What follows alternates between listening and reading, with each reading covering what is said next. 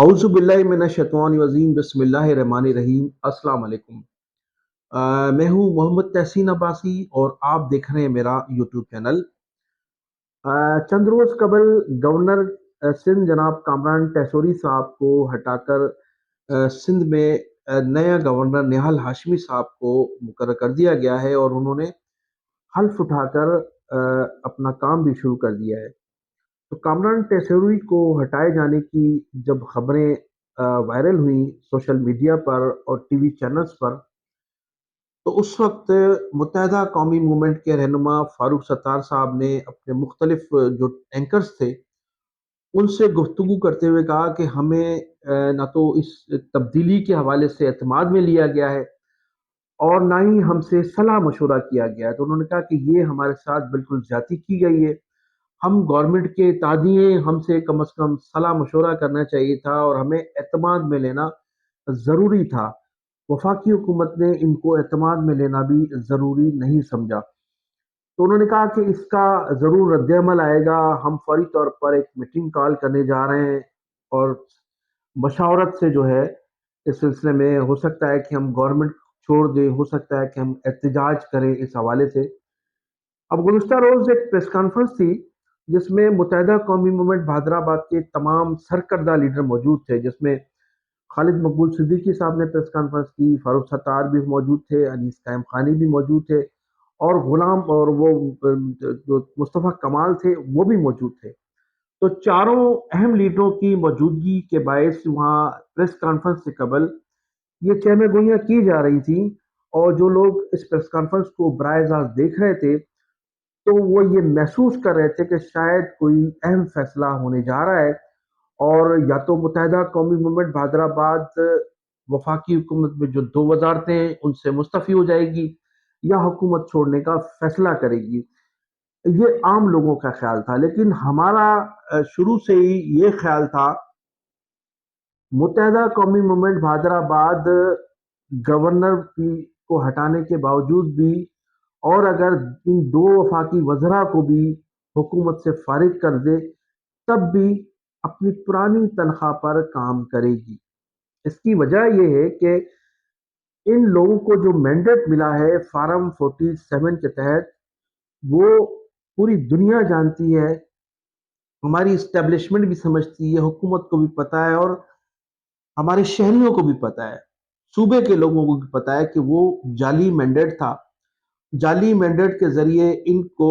Parliament میں بھیجا گیا الطاف حسین کی دشمنی میں،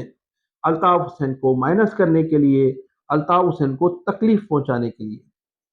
انہیں بالکل مینڈیٹ جو تھا وہ ان علاقوں سے نہیں ملا جہاں سے یہ منتخب کیے گئے ہیں، تو ہم سمجھتے تھے کہ پھر یہ انہی تنخواہوں پر کام کریں گے اور پھر یہی ہوا کہ جو پریس کانفرنس ان کی چلتی رہی اس میں نہ تو گورنر کو ہٹائے جانے کا احتجاج کیا گیا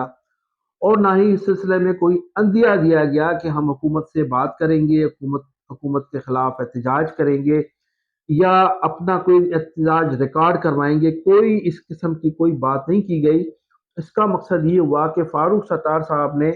جو بعض ٹی وی اینکرز سے گفتگو کرتے ہوئے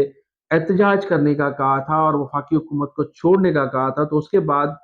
فوری طور پر یہ کہا جاتا ہے کہ ان کو شٹ اپ کال آئی تھی اسٹیبلشمنٹ کی جانب سے اور ان کو کہا گیا تھا کہ آپ اپنی اوقات میں رہیں، جو آپ کی اوقات ہے، جو آپ سمجھتے ہیں کہ جو آپ کو جس طرح سے آپ کو مینڈیٹ دے کر معتبر بنایا گیا ہے، تو آپ اپنی اوقات میں رہیں اور اسی تنخواہ پر کام کریں، ورنہ پھر یہ مینڈیٹ جو ہے چھینا بھی جا سکتا ہے۔ تو یہ جو ہمارے بہادرآباد کے لوگ ہیں انہوں نے پھر فیصلہ کیا کہ ہمیں اسی تنخواہ پر کام کرنا ہے اور پھر وہ اب اسی تنخواہ پر کام کریں گے۔ اچھا، اب اس میں جو گورنر کامران ٹیسوری کو ہٹانے میں کہا جاتا ہے کہ آصف علی زرداری صاحب کا بڑا کردار تھا، پھر دوسرے لوگوں کا بھی کردار تھا۔ ان کا کردار تو تھا ہی تھا، لیکن متحدہ قومی موومنٹ بہادرآباد کے جناب مصطفیٰ کمال اور انیس قائم خانی کا بھی نہال ہاشمی کو لانے اور کامران ٹیسوری کو ہٹانے میں بڑا کردار تھا۔ نہال ہاشمی صاحب جب اسلام آباد سے کراچی ایئرپورٹ پر پہنچے ہیں تو ان کے ساتھ مصطفیٰ کمال بھی تھے، اور مصطفیٰ کمال لانچ سے میں آنے سے پہلے ہی ان سے الگ ہو گئے تھے، تاکہ وہاں جو صحافی حضرات ہیں یا مسلم لیگ کے جو کارکنان ہیں وہ انہیں نہ دیکھ سکیں۔ اس بات کی تصدیق جو ہے وہ مندو خیل صاحب جو پاکستان پیپلز پارٹی کے رکن قومی اسمبلی تھے وہ بھی کر چکے ہیں، اور ہمیں بھی ایئرپورٹ ذرائع نے بتایا کہ نہال ہاشمی صاحب جو نئے گورنر آئے وہ اور مصطفیٰ کمال ایک ہی فلائٹ سے ایک ہی ساتھ جو ہے وہ باہر نکلے تھے۔ تو کامران ٹیسوری صاحب کو ہٹانے میں مصطفیٰ کمال صاحب کا بھی بڑا اہم رول ہے۔ اب کامران ٹیسوری صاحب کو ہٹانے میں تو ان کا رول ہے، لیکن جو لوگ لے کر آئے تھے، جن کے لیے کہا جاتا ہے کہ میجر جنرل نصیر جو تھے، میجر جنرل فیصل نصیر جو ہیں، اب وہ ان کو لے کر آئے تھے، ان کی مشاورت سے انہیں گورنر نامزد کیا گیا تھا۔ پھر وہ وقتاً فوقتاً گورنر ہاؤس میں دیکھے بھی گئے، اور وہ باقاعدہ ان کو بھرپور سپورٹ بھی کیا کرتے تھے۔ لیکن کیا وجہ ہوئی کہ فیصل نصیر ان کو بچانے میں ناکام رہے، اور اس طرح سے جو گورنر کامران ٹیسوری تھے ان کو گورنر ہاؤس بھی خالی کرنا پڑا، اور پھر وہ اب ملک سے بھی چلے گئے، کہا جا رہا ہے کہ وہ عمرے پر گئے۔ تو جو لوگ لائے تھے وہ اس کو بچا نہیں سکے، اور جو لوگ اس کے مخالف تھے انہوں نے اپنا کردار ادا کیا۔ اس میں ان کے اپنے لوگ بھی شامل تھے، جو گورنر سندھ خود بھی کہہ چکے ہیں۔ تو یہ جو تبدیلی تھی، اس تبدیلی میں محض زرداری صاحب کا کردار نہیں تھا، وفاقی حکومت کا کردار نہیں تھا، بلکہ اپنے لوگوں نے بھی یہ کردار ادا کیا، بھرپور کردار ادا کیا۔ اور پھر ان کو شٹ اپ کال بھی دی گئی ہمارے اداروں کی جانب سے کہ جو مینڈیٹ آپ کو ملا ہے، جس قسم کا مینڈیٹ ملا ہے، اسی میں ہی آپ رہیں اور اپنی اوقات میں ہو کر کام کریں۔ تو یہ ہوتا ہے کہ جب گھر کا سربراہ نہیں ہوتا ہے تو پھر جو گھر کے لوگ ہیں ان کے ساتھ یہی حشر ہوتا ہے، یہی انجام کیا جاتا ہے۔ جب ان کا سیاسی باپ تھا، جس باپ کے خلاف انہوں نے سازشیں کی، اگر وہ ہوتا تو سوال ہی نہیں پیدا ہوتا کہ ان سے اس قسم کا رویہ اختیار کیا جاتا۔ اور آج متحدہ قومی موومنٹ 90 کی وہ سیاست ہوتی، یا الطاف حسین صاحب آج سربراہ ہوتے، تو اس وقت تک لمبی لمبی پریس کانفرنسیں ہو چکی ہوتی، وزیر اعظم اور صدر مملکت لندن بیٹھے ہوتے الطاف حسین صاحب کے چرنوں میں، اور خوش آمدیں کر رہے ہوتے، منتیں کر رہے ہوتے اپنے استعفے واپس لینے کے لیے۔ تو اب چونکہ سیاسی باپ کو انہوں نے دھوکہ دیا، اس سے غداری کی، تو اب اس وقت یہی صورتحال ہونی تھی جو ناظرین آپ کے سامنے ہے۔ اب فاروق ستار صاحب کی جو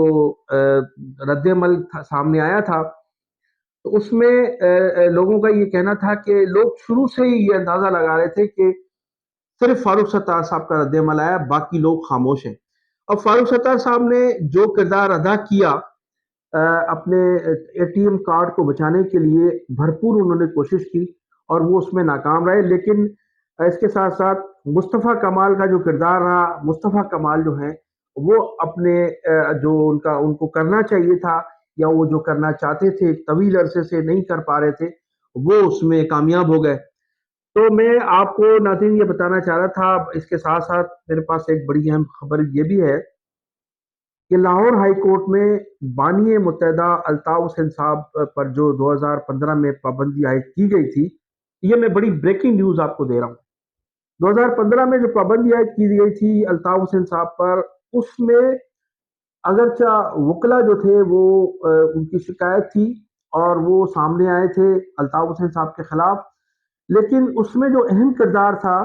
وہ فاروق ستار اور دیگر 12 لوگوں کا کردار تھا، جو 12 لوگ تھے، جس میں رابطہ کمیٹی کے لوگ بھی شامل تھے، جس میں اس وقت کے اراکین پارلیمنٹ بھی تھے۔ ان کی تفصیلات میں آپ کو ضرور بتاؤں گا۔ تو یہ 12 سے 13 لوگ تھے جنہوں نے لاہور ہائی کورٹ میں درخواستیں دی تھی،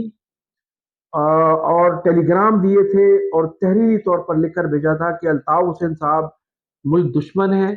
ملک کے خلاف باتیں کرتے ہیں، اور وہ جو ہے ہمیشہ جو ہے وہ اسٹیبلشمنٹ کے خلاف ہیں۔ تو یہ تمام درخواستیں، یہ تمام لیٹرز، وہ جو پابندی عائد کی گئی تھی 2015 میں، وہ اس مقدمے کا حصہ بنے تھے۔ اس کے بعد یہ پابندی عائد کی گئی تھی۔ تو یہ فاروق ستار صاحب جو تھے، ان پر جو کہا جاتا ہے کہ 22 اگست کو بانی متحدہ الطاف حسین کی جذباتی اور چند الفاظوں کی جذباتی تقریر کے بعد پابندی عائد کی گئی تھی، ایسا نہیں ہے۔ 2015 میں جو پابندی عائد کی گئی تھی، اس میں اس سے قبل ہی فاروق ستار صاحب نے الطاف حسین صاحب کے خلاف جو ہے وہ گراؤنڈ بنانا شروع کیا تھا، اپنے ہم اثر لوگوں کو سے اور اپنے جو پارٹی میں لوگ موجود تھے ان سے مل کر تحریری طور پر حال لاہور ہائی کورٹ میں درخواستیں بھیجی تھیں، اور ان درخواستوں کو جواز بنا کر الطاف حسین صاحب پر 6 ماہ کے لیے پابندی عائد کی تھی، جس کو اب 10 سال بیت چکے ہیں۔ اس کے ساتھ ساتھ فاروق ستار صاحب کے حوالے سے میرے پاس بڑی ایک اہم خبر بھی ہے۔ اس کے جب میرے پاس ثبوت آئیں گے تو میں آپ کو بتاؤں گا کہ کس طرح سے جو کے کا فنڈ جس بینک میں تھا کس طرح سے نکالا گیا اور کس طرح سے اس فنڈ کو